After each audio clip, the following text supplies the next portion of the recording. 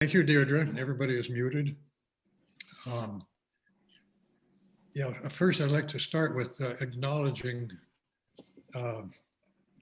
Meta at Home and Deirdre. Deirdre has not gotten adequate acknowledgement. She's done a lot more behind the scenes than you realize. And Deirdre is the one who first came up with the idea of putting this history course on Zoom. So we're all indebted to you, Deirdre. Thank you so much. Yes. There was a loud applause, which you could see, but you couldn't hear. Also, final acknowledgements to Meadow Arts, Amanda Jackson-Mott. The head is the one who decided to generously sponsor the history class.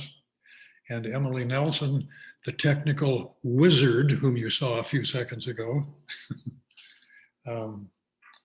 Now, at the end of today, presumably everyone has gotten the list of the books suggested for the History Book Club. And at the end today, we're going to stay after the question and comment. We're going to stay on a bit longer just to clear up the voting for the history books. That would be just limited to any of you who are interested in the book club. And finally, I just want to pass on a personal message that to me, it's been the highest privilege to spend the winter with you all, all of you are lifelong learners, which is one of the highest tributes that one could make. You're keeping the neurons in your brain sparking and growing through this winter, and I really feel indebted to and grateful to all of you.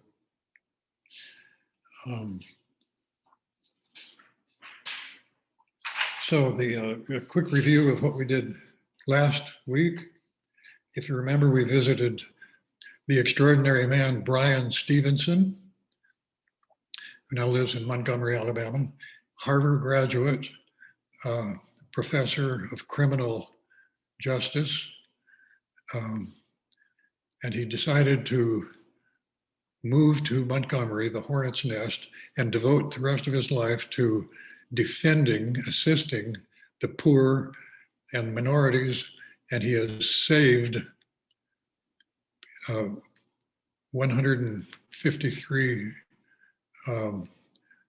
men from death row. He has saved many, that was just 135 African Americans who would have been executed otherwise. And among other things, he has established a lynching museum, which we visited last time.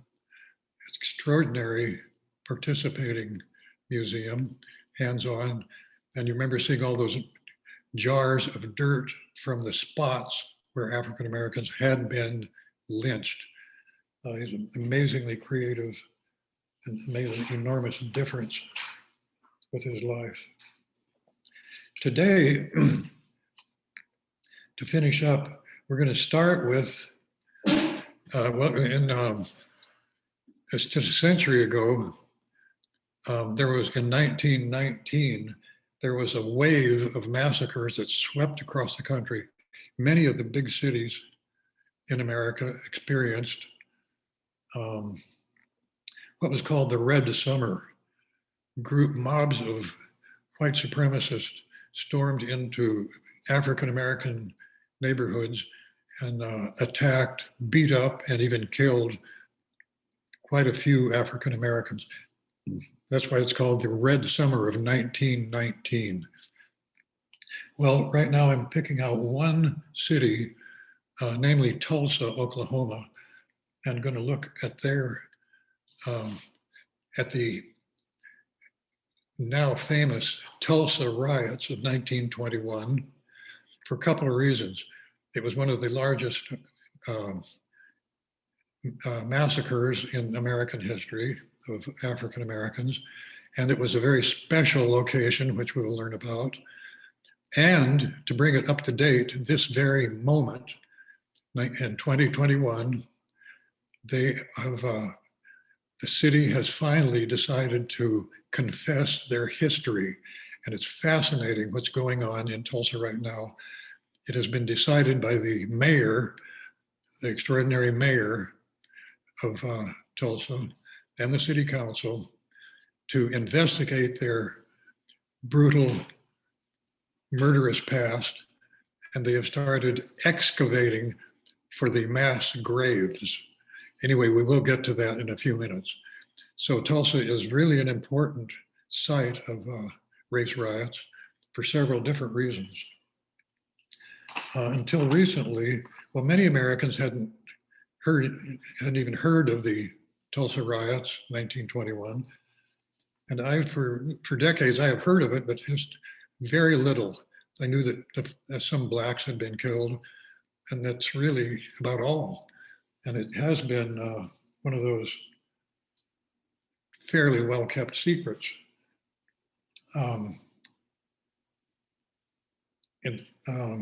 What it was one of the largest massacres of African Americans in our history. And the newspapers, the Oklahoman, the biggest statewide newspaper, and the Tulsa papers, after the massacre, they went silent. So even people in Tulsa, most of them didn't know anything about the riots of 1921. So the newspapers went silent about it. The schools did not teach anything about it, about the history of their city. So there was a great secrecy until 2020, until last summer, when Tulsa burst onto the national stage. So we'll get to that so to summarize what happened in Tulsa,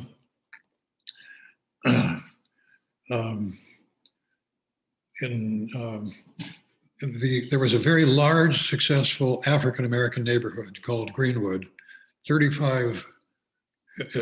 larger than 35 city blocks. And the African-Americans there were extraordinarily successful. Doctors, lawyers, and property owners. So successful that it became noted nationwide.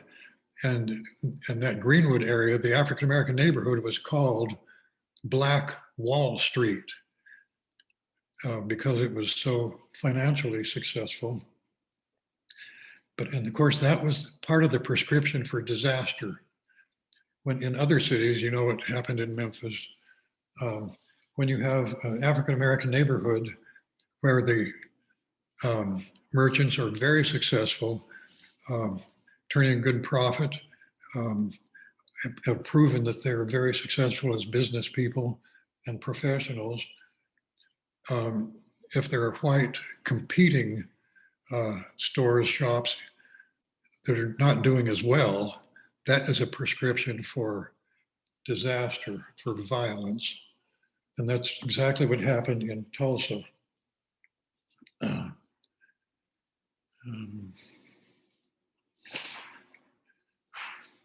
Let's go to the map. We look at the map how did it come about that you had so many successful African Americans in Tulsa, Oklahoma? Well, it began immediately after the Reconstruction. That is to say, after the Reconstruction in 1878 and 1879, there were some pretty successful African Americans in Louisiana who were fed up with being overtly, flagrantly abused by white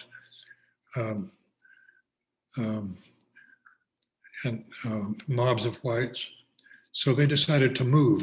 So there was an exodus of a number of Louisiana African Americans who moved, and I don't have a pointer, but on this map, look at central Louisiana, and they moved northwest, up to Oklahoma. And Tulsa is up in the upper right-hand corner of Oklahoma.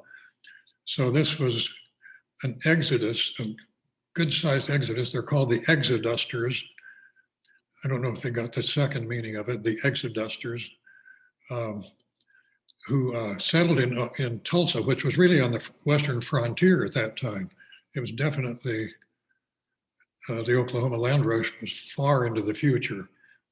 So a successful group of African Americans flourished there and flourished right, they were at their peak in 1921.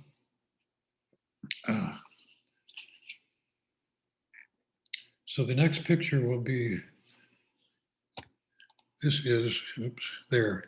This is, as you can see, it's Greenwood, Oklahoma. Greenwood, Oklahoma. Take a good look at this picture because it is not going to last long. We're going to see what it looked like after the horrible massacres, the invasion of Greenwood. Caption under the picture, this is Black Wall Street, was a thriving Black neighborhood in deep Greenwood, Oklahoma.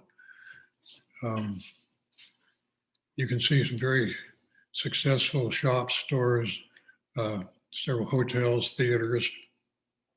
I'm going to mention a few people, a few of the African Americans who were successful here, but there were hundreds. But just to mention a few, there was O.W. Gurley, who owned rental properties, a rooming house, owned a grocery store, and a hotel. There was a J.B. Stratford. He was a lawyer. He owned and operated several hotels. There was a Simon Berry who ran a jitney, that is a bus line, and he had a charter airplane service, one of the earliest, of course. And the Williams family in Greenwood owned a theater, a garage, a sweet shop, a rooming house. And there was a Dr. A.C. Jackson. Dr. Jackson was called, quote, the most able Negro surgeon in America by the Mayo brothers, the highest possible tribute. An African American who was nationally known as an excellent surgeon, and the Mayo Clinic branded him the most able surgeon, Negro surgeon in America. And by the way, he attended on white as well as Black patients. Okay, these names are only a tiny portion of the thriving, successful Black community in Tulsa.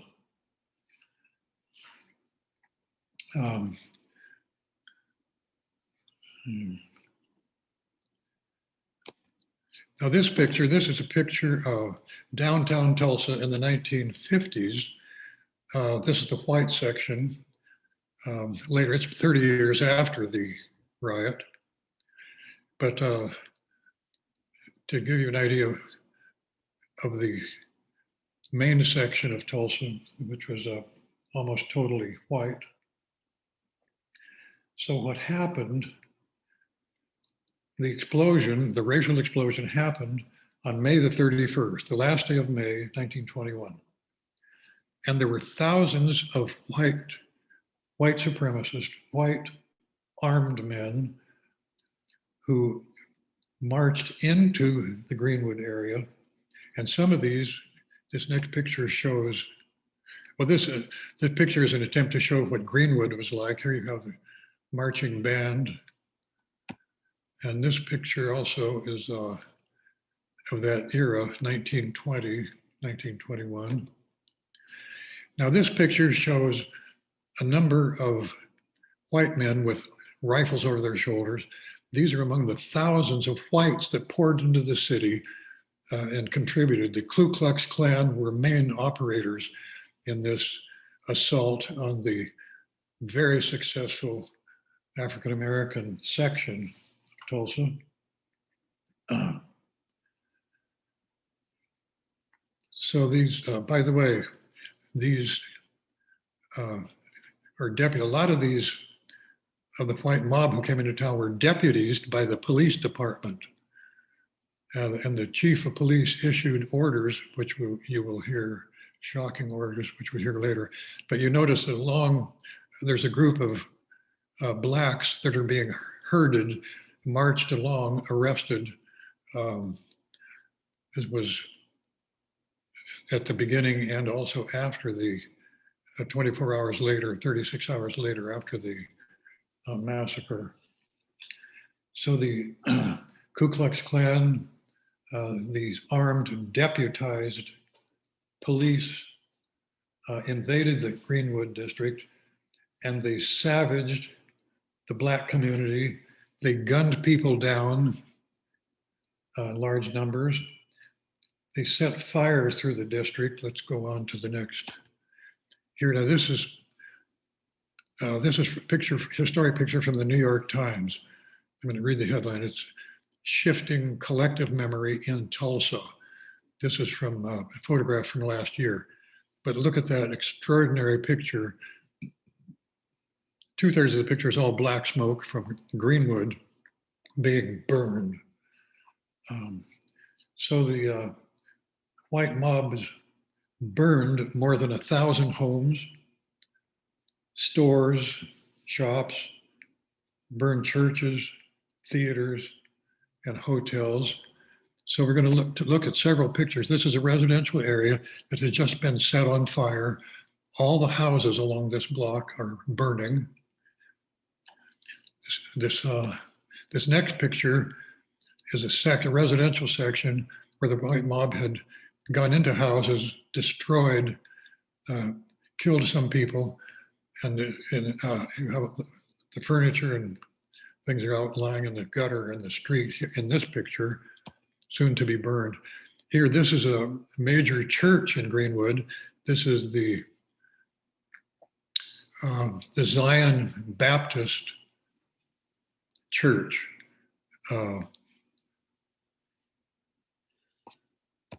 Churches, and this was the business district. Building after building, tall brick walls are all that's left. The rest totally burned out and gutted. This picture, this is a good aerial view showing an entire city block here that's totally leveled to the ground, burnt to the ground, totally destroyed. And this is one of the best aerial views to show much of the Greenwood section where entire city blocks, 35 city blocks were totally destroyed. A huge area of one of the most thriving neighborhoods in America. Now look at it. And many of those, I should mention, airplanes came in and dropped bombs on Greenwood and there was strafing with machine guns. Can you think of any other place in the United States where Americans bombed an American city and strafed with machine guns? This is hard to believe. And this is almost all of this story is newly revealed in 2020, just last year.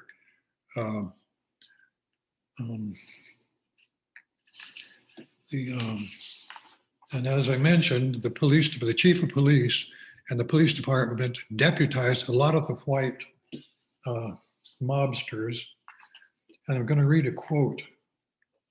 I never use the N word, but I think it's important here to hear this is a written directive from the chief of police advising the newly deputized armed whites, what to do.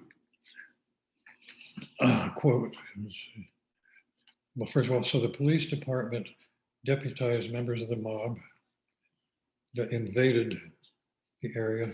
So this is the police directive that urged white Tulsans, quote, get a gun, get busy, and try to get a nigger.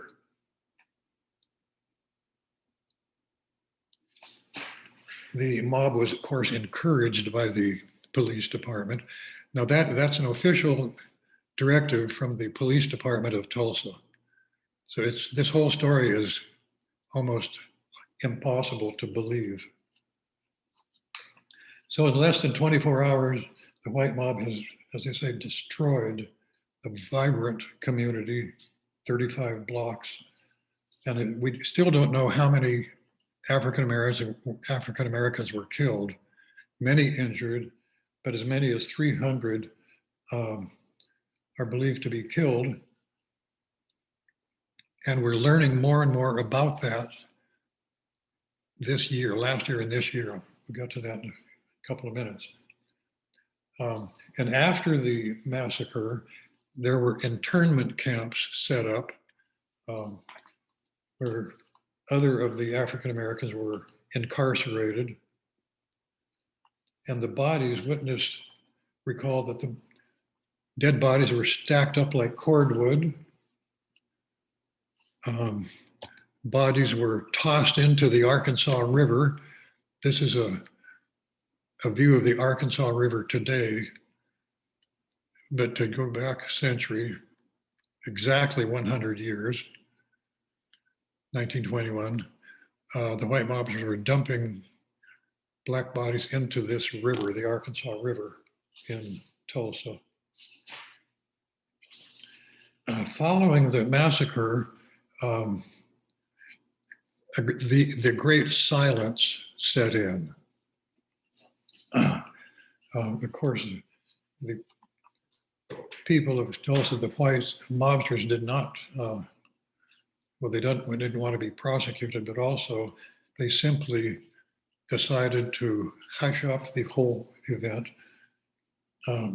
So it was the great secret, or as it turned out, near secret. There were witnesses who passed, like Black families who passed on the stories of what they witnessed to their children and grandchildren. But the newspapers, as I said, went silent. The schools did not teach anything about it. And so the official history of Tulsa for much of the 20th century, the story of the massacre, it was as if the massacre never happened. But the truth, the memory of the truth was preserved. As I mentioned, word of mouth, especially by both whites, but especially the African Americans. There were hushed conversations.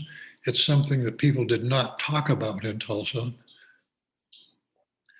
And finally, many of the witnesses, their stories were recorded by the African Ancestral Society. So the African Ancestral Society made a huge contribution by recording the eyewitnesses. Now this picture, it shows these are African American women and children scavenging through the rubble. This is an area, there's one chair, no, one bedstead is the only thing standing up, or two bedsteads, and they're scavenging through the wreckage, trying to recover some things of value. There's one of the African Ancestral Society, of their priceless archive recordings. I'm just going to describe one episode. Story, this was in the 1980s, that an African American woman, Maria Brown, she was a nursing assistant, a Black nursing assistant in a retirement home. And she was, one of the fellows that she visited regularly was a white man, well-educated, well-traveled. He was in his 70s at the time. And this day, on this day, Maria Brown, among other things, asked him, what was it like growing up in Tulsa? And he paused a while. And then he said, you know about the riot? You know about that riot? And she says, no, never heard anything about it. She'd lived in Tulsa for years. No, I never heard anything about a riot. He said, well, I'll tell you what happened. And he told her, he was a witness, a boy at the time. Now she was 80 years old at the time of this interview. Anyway, that's one story that got out and was recorded by her to the African Ancestral Society. And also for years, historians were wondering whatever happened to the mass, all those dead bodies, what happened to all the bodies? The ones in the river were not retrievable, but they were curious because there was no answer to the question. And they assumed that there were some mass graves. In fact, there were oral traditions said that there were, that they knew from witnesses that there were some mass graves out at the Oak Lawn Cemetery. And also, it's a tribute to the state of Oklahoma that there was a Oklahoma State Commissioned report. So the state of Oklahoma did, especially during the 80s and 90s, they did an investigation, and they publicized the report in the year 2001. It's 20 years ago. In one case, for example, there was a boy about 10 years old. Actually, he was 88 years old when he was interviewed, but he remembered clearly as a 10-year-old boy watching, as he said, black bodies in wooden crates, black bodies being dumped into wooden crates, and some wooden caskets. And another, this picture right here is a 94-year-old man. His name is Wes Young. He's another one who told his story. Then it was 20 years ago, but he was 94 when he was interviewed. Wes Young, who was a boy, but his mother and his sister fled the city. He described his neighborhood, an African-American neighborhood, part of Greenwood, where white mobs were marauding through the neighborhood, beating people, killing people, but he and his sister and mother were able to flee and get out of Tulsa.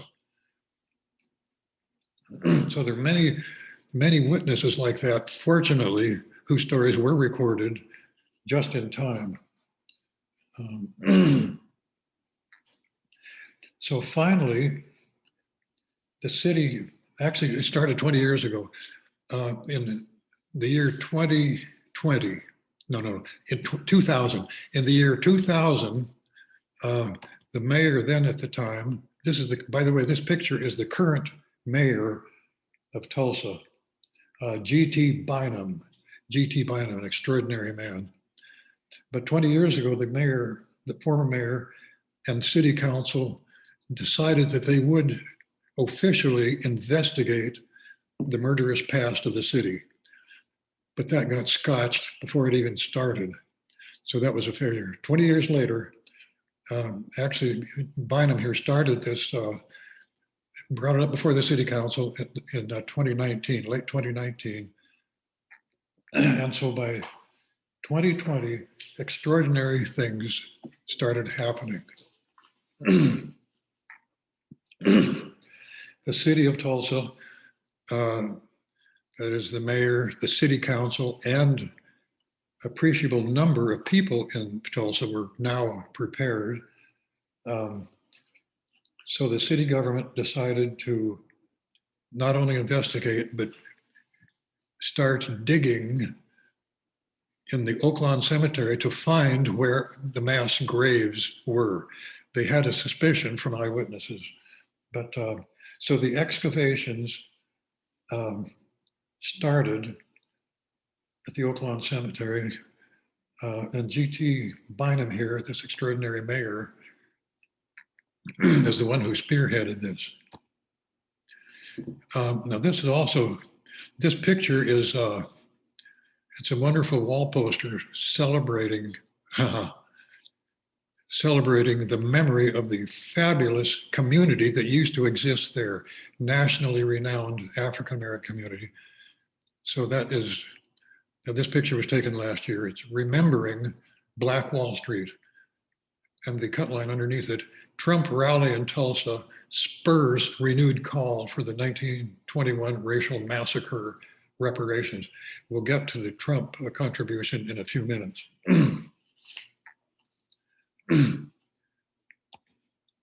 Now this again, this is the picture of Tulsa city center in the sleepy 1950s when it was, the great secrecy was still in effect.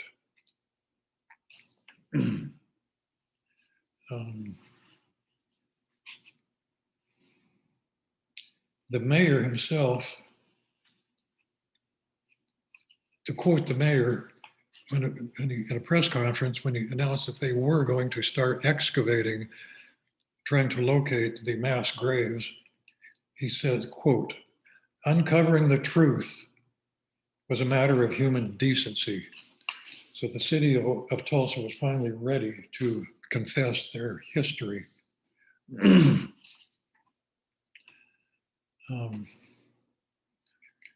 Now this next picture is the New York Times of last summer. And the headline, after 99 years, today is 100 years, Tulsans are unearthing, we'll see the rest of it. This is 2 full pages. It's an extraordinary article that you should track down and read. Published after the first excavation was begun, namely, that would be July 13th of 2020, July 13th of last year. So again, the headline, it's a fabulous article, several pictures. After 99 years, Tulsans are unearthing the hushed history of a massacre. And this, going back to the last picture, this is one of the extraordinary pictures of aerial view of the totally devastated Greenwood area.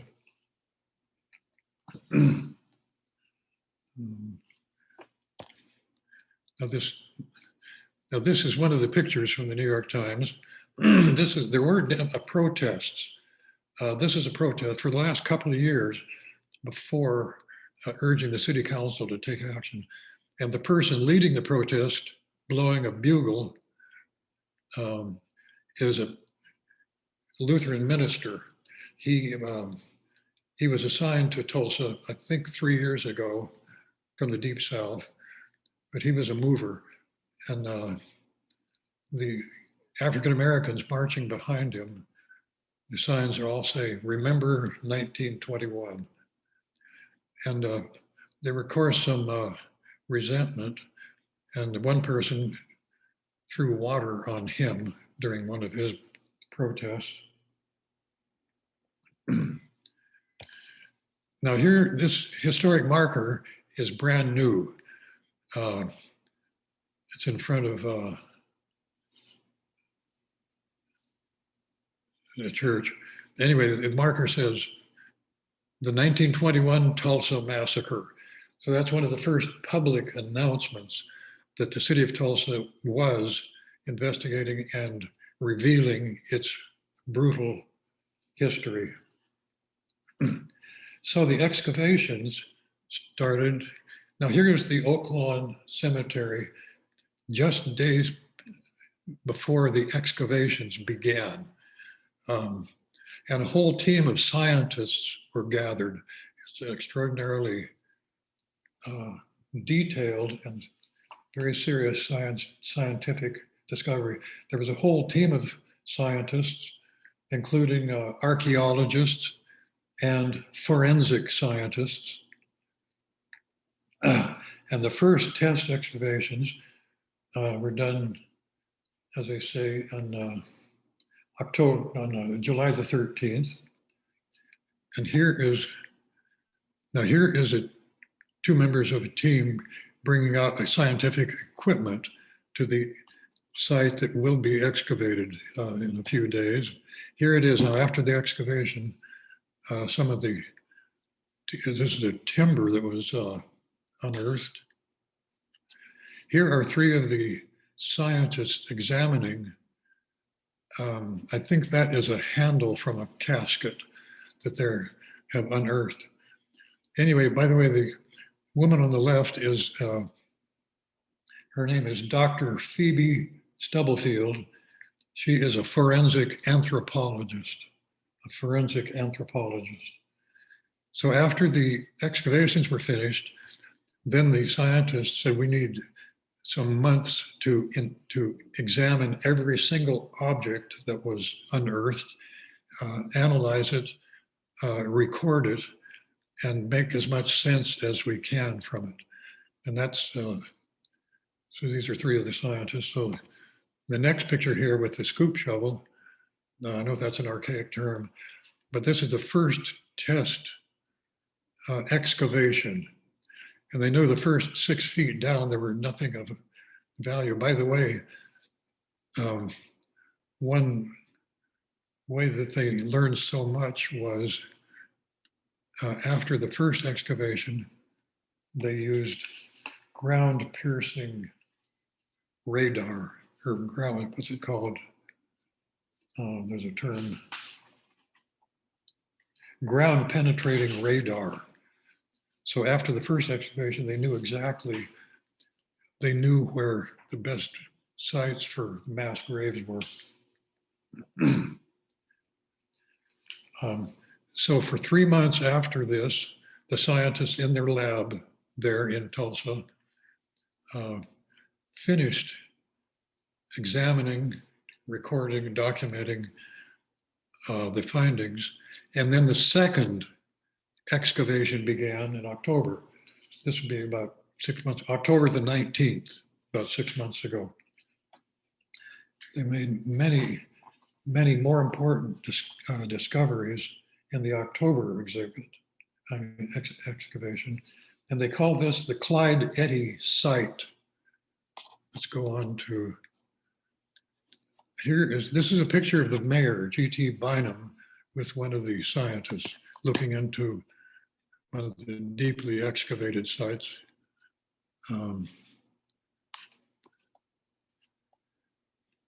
Now this is one of the, let's see, one of the sites excavated in October.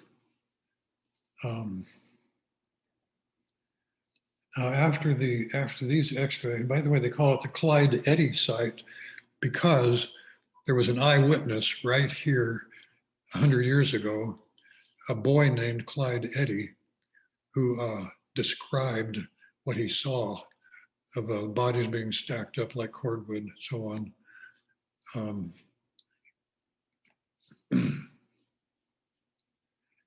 So they uncovered at least 11 coffins that were unmarked. This whole area, there were graves that were unmarked.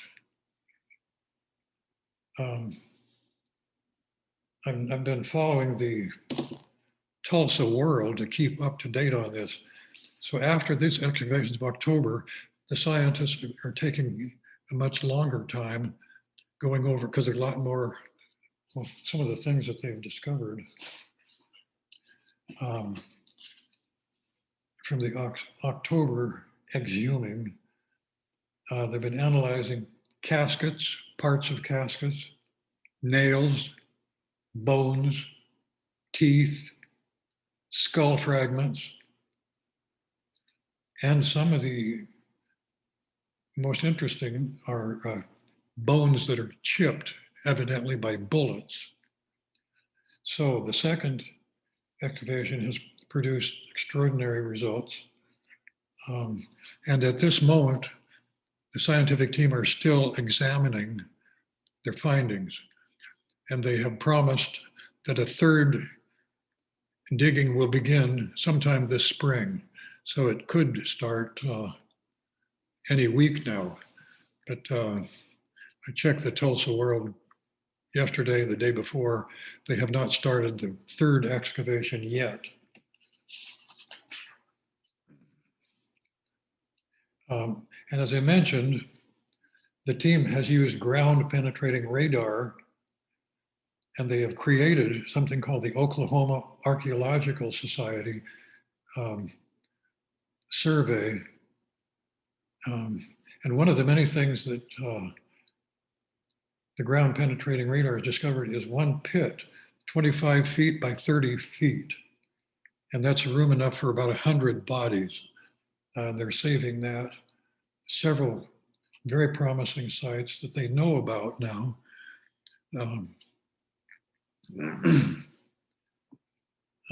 So as many as 300 bodies are believed possibly to be discovered. By the way, the ground penetrating radar it's only invented a few years ago.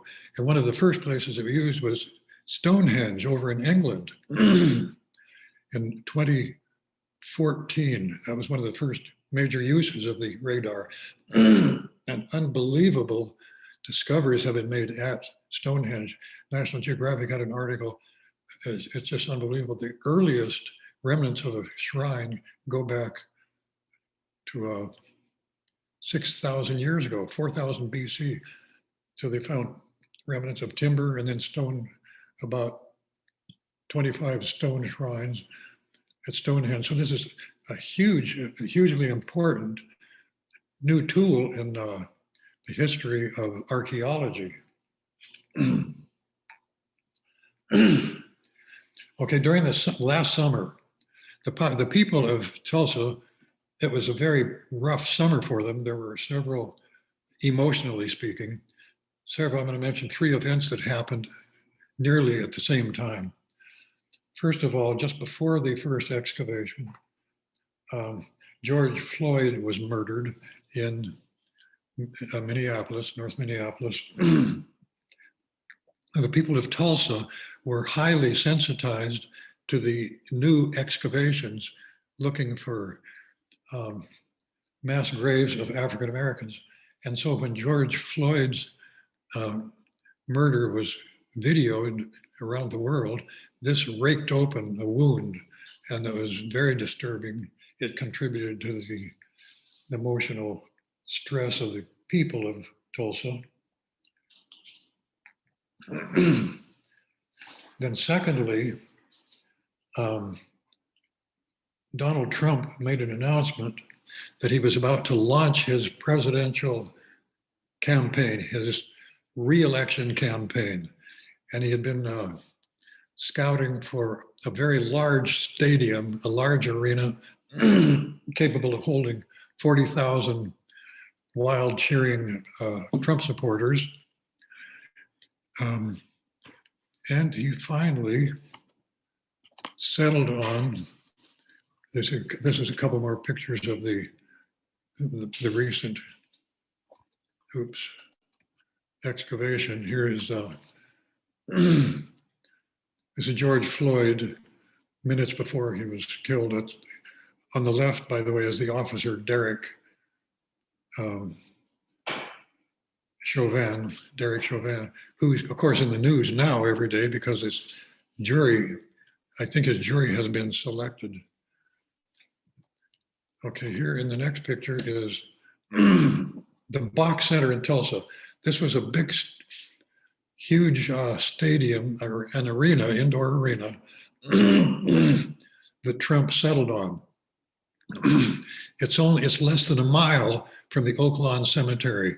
So the people of Tulsa felt that this was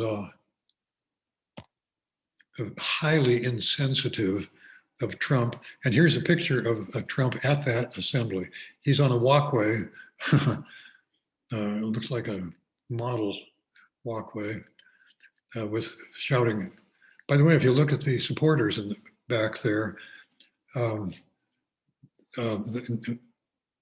of them is wearing a mask, and they are shoulder to shoulder. Nobody is safe 6 foot distance, no mask.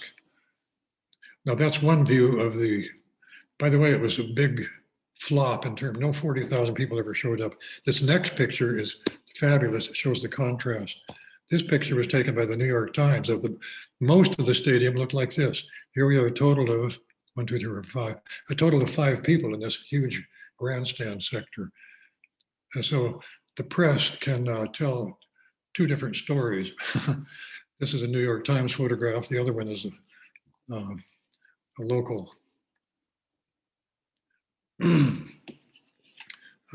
Go back to Trump. And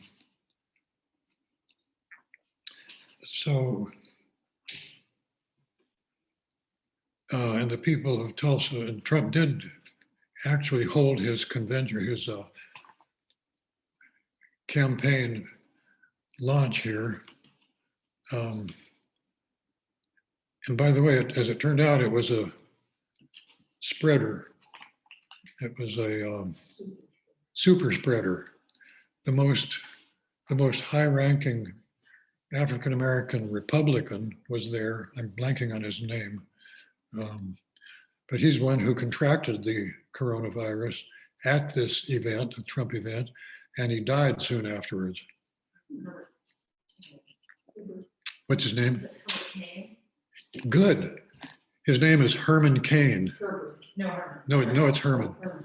Yeah, Herman Kane, a very notable, high-ranking Republican and donor to Trump, and a conservative, and a notable right-wing conservative, but he died of the coronavirus, ironically, since he was there in a thick crowd with no mask.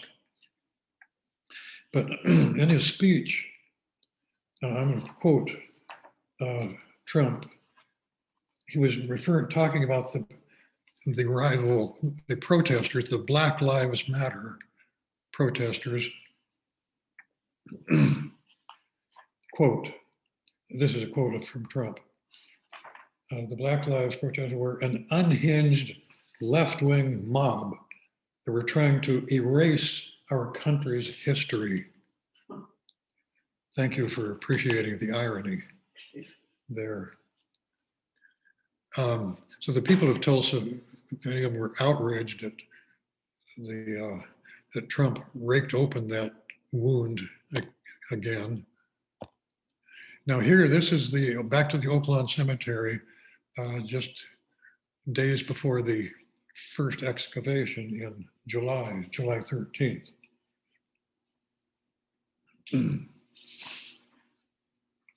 So those 3 things happened within a fairly short time.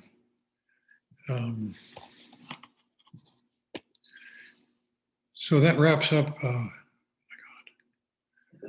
my section on Tulsa. A couple of other, I'm going to go rapidly through. So there was another mass murder, and one that you probably not heard of either, one that we didn't learn about in school, in Elaine, Arkansas. This happened it was in 1919 during the Red Summer. This is the Elaine Mercantile Company. And Elaine, Arkansas, here's a map of Arkansas. From Little Rock, the capital, it's actually up to in the northeast corner on the Mississippi River. It's that rich black soil, ideal for cotton farming. Elaine's not even on this map, it wasn't big enough. But the sharecroppers there were getting pathetically low wages, and every year the owner would come by and take away even more of their wages. So they were deep in debt, they were desperate. They hired a white attorney from Little Rock, and they held a gathering, a secret meeting, they hoped would turn out to be not secret, in a church. And so what happened in Elaine, 500 white soldiers marched in, killed 200 African Americans, and to move on to owning land was central, desperate need for the African Americans. So if you look at the number of black farmers in America, 1917, there were 950,000. That is approximately 1 million black farmers in America. A century later, in 2017, there were only 35,000, a trickle. That just points out another thing that we haven't focused on, is how few black farmers there are surviving. Now this is a main street in Elaine, Arkansas. Here is some of the police are rounding up and arresting, this after the massacre, blacks. Now this is ironic. These are some of the African-American leaders, and after the massacre in Elaine,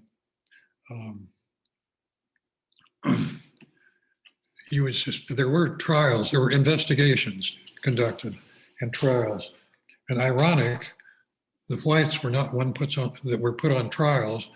These 7 African Americans are the ones who were put on trial.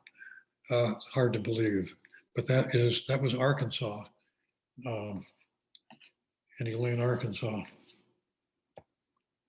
Now this is it's the memorial, the Elaine Massacre Memorial, finally being recognized. Now, a brief visit to, as we know, mentioned several times, after the Civil War, there was almost 100 years of brutal segregation of Ku Klux Klan and other white supremacists beating and killing, lynching African Americans. That went on for almost 100 years, up to and including the civil rights movement of the late 1950s and the early 60s. Now, one of the first moments of that was this picture right here. This teenage African-American girl with her school book is going into the high school in Little Rock, Arkansas. That, of course, was the first historic test case. And notice the white crowd is following her and shouting at her. That's in Little Rock, Arkansas. Then Martin Luther King hadn't come onto the national scene yet. Here he is. He certainly became a national figure by the Montgomery bus boycotts.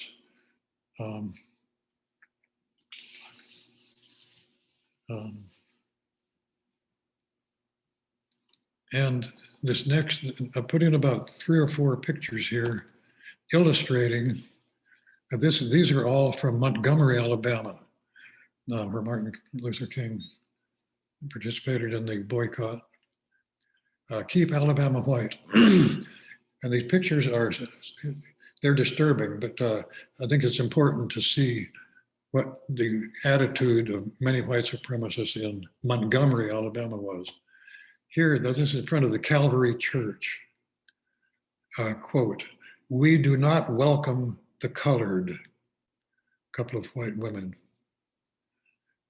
This next one, these are teenage girls at a high school where blacks are going into their high school.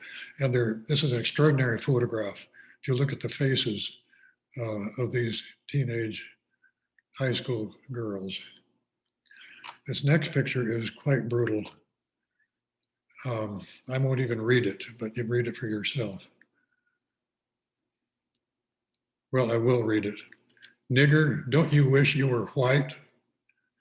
To me, that is so disturbing. I hesitated to put that in, but we may as well get a taste of Black history in America. This is a major part of it.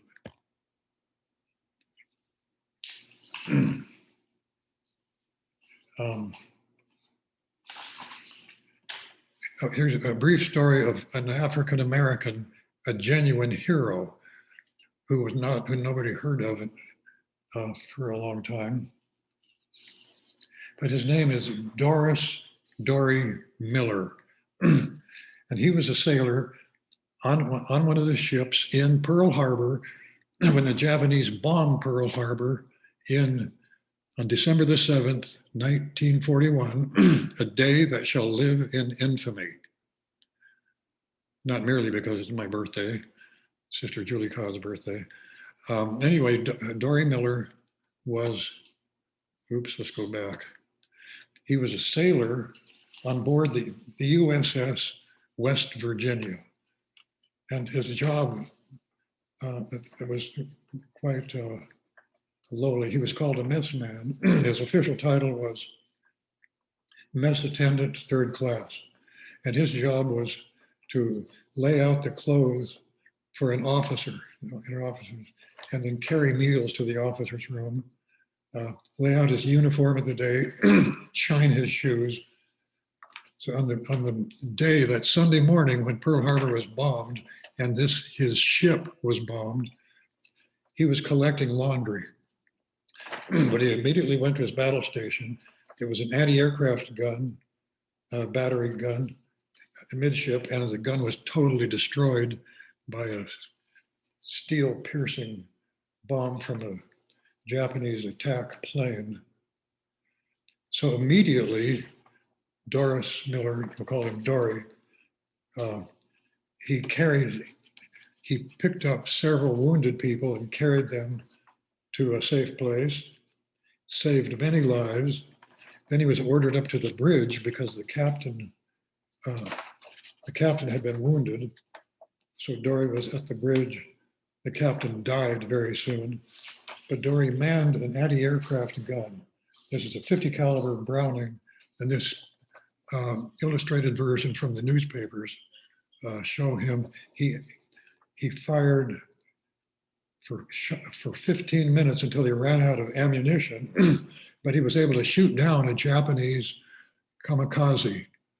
Extraordinary. Of course, Dory had never had any training in the warfare or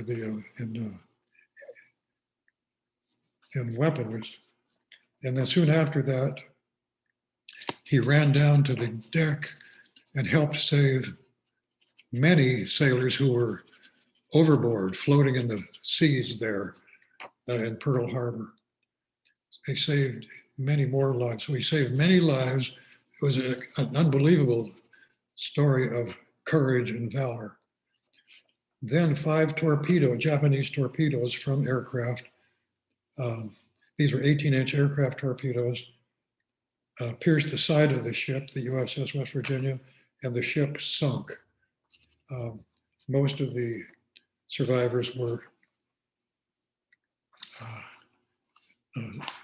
offloaded and saved.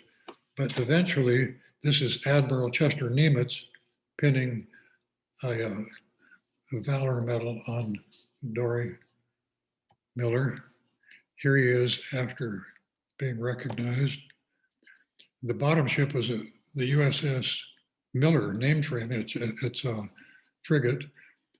Top picture is the Doris Miller Auditorium in Austin, Texas. And then the big one, long after he was dead, the US Navy had been constructing 4 super carriers, aircraft carriers. This is one of the 4, first one finished. This is the USS Gerald Ford. And it was announced that one of the 4 still being constructed is named the USS Dory Miller. Extraordinary tribute. So finally, he's being recognized. We're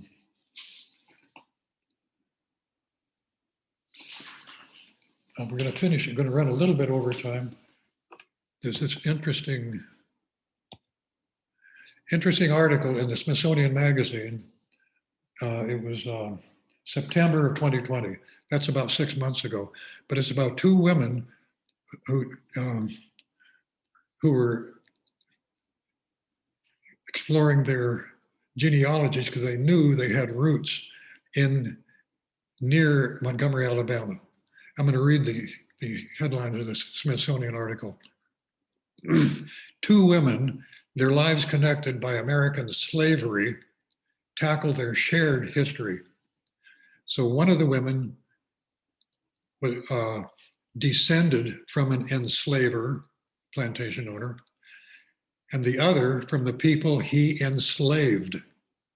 Together, they traveled to the Deep South to learn their family pasts. And it's a remarkable picture. Here they are. The woman on the left, an African American, her name is Karen Orozco Gutierrez. The woman on the right, who is descended from the plantation owner, Albert Pickett, who's commemorated in this historic marker. She was a direct descendant from the plantation owner. And on tracing their genealogy online, they've been doing it for a long time. They finally connected online because they were researching the same plantation in rural Alabama. And they found they had so much in common. The woman on the left, Karen, knew that her great-grandfather, his name was Milton, and he had been a slave on the plantation, owned by Anne Banks. That's the white woman on the right. So they finally decided to go travel together.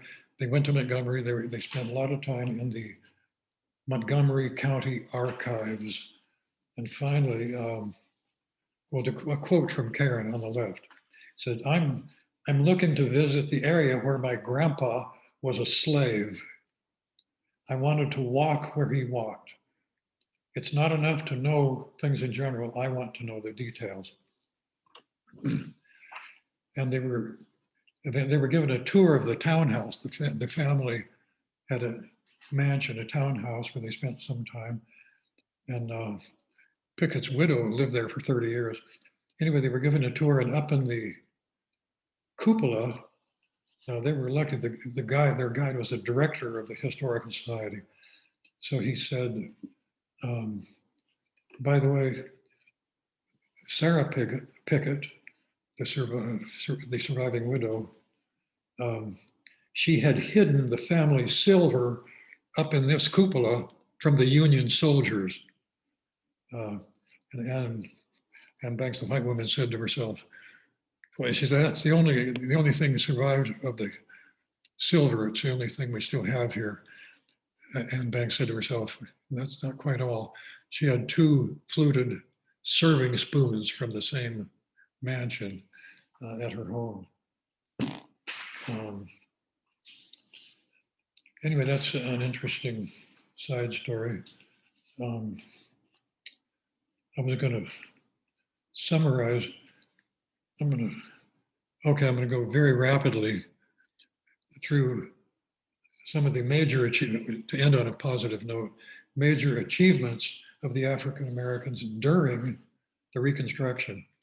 The African Americans were able to build as many as 3,000 schools.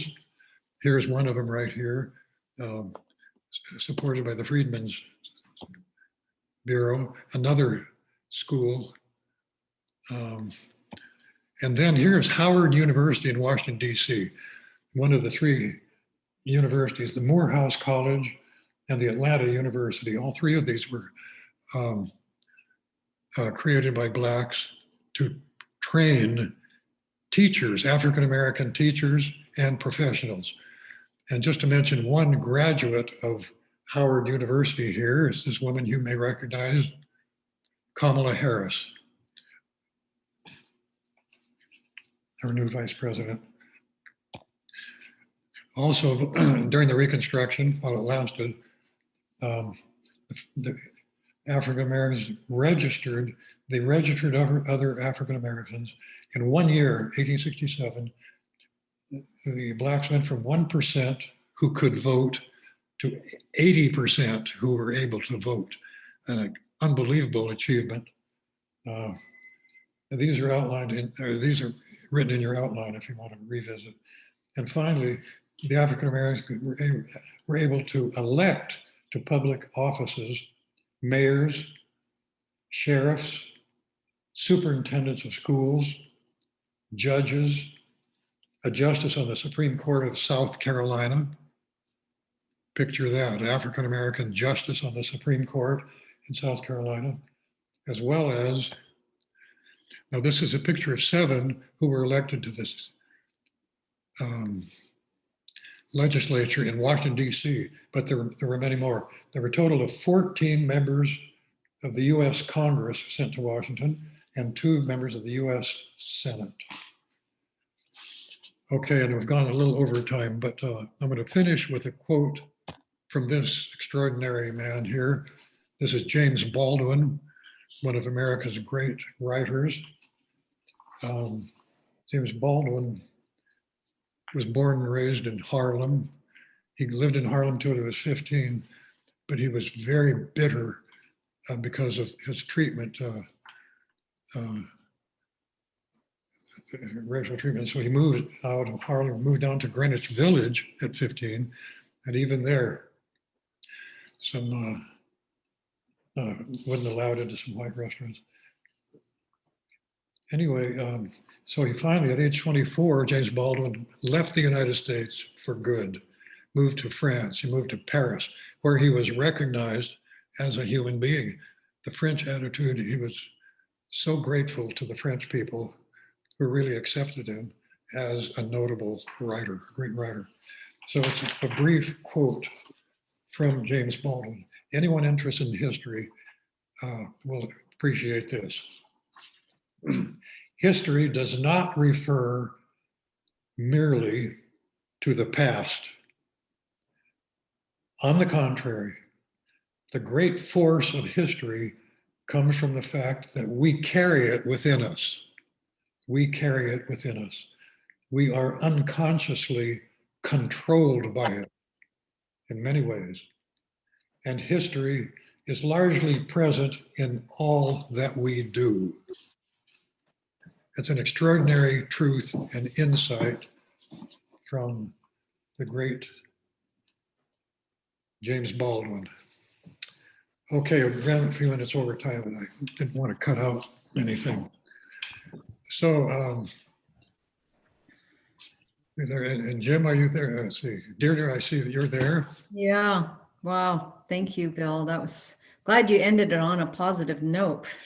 Yes. So hard to just hear all that. It's just so devastating and so disturbing, but I'm glad that we learn about these things from you, because I certainly didn't know about Tulsa, Oklahoma. Well, good. Yeah. Yeah, we covered a lot of things that we did not learn in school. Exactly. Yeah. So Jim, are you there? Yes, got a couple of questions here. Sarah Walker wanted to know where Dr. Johnson or Jackson, who you mentioned early on as a resident of Greenwood, where he might have gone to medical school. Oh, good question. I don't know. But Joanne Hunhold came on and listed some of the historically Black colleges and universities that he may have attended. It could well have been one of those 3 Black universities created by Blacks. I could have her give me a phone call or an email and I can research that. And you got his name? Dr. Jackson? Right, I got. Was one of the people you mentioned as a resident of Greenwood. Right. Yeah, I can research that if you send me an email. I'll get your address. Okay. Yeah, he was.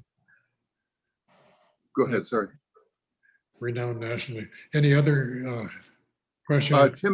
Tim Spellman wanted to know if there was a specific instigating event that prompted the Greenwood riots or massacre, and also what is there now in Greenwood? Okay, could you read it again? I'm sorry. Was there a specific instigating event that precipitated the massacre at Greenwood? And Tim also asks, what is there now? Yeah. Okay. There was a single event, like the straw that broke the camel's back. In downtown Tulsa, there was a Black man in an elevator. A group of whites got on, and when he left the elevator, he accidentally brushed against the shoulder of one of the white ladies, and she was infuriated that an African American had brushed and bumped into her, and so she started spreading the word, and of course the rumor spread like kindling, like a forest fire, and the word is spread that a white woman was assaulted by an African American, and that's all it took. The people were, it just exploded from there. And the other question, what's there now? The best answer is that one of the last pictures that I showed of Greenwood,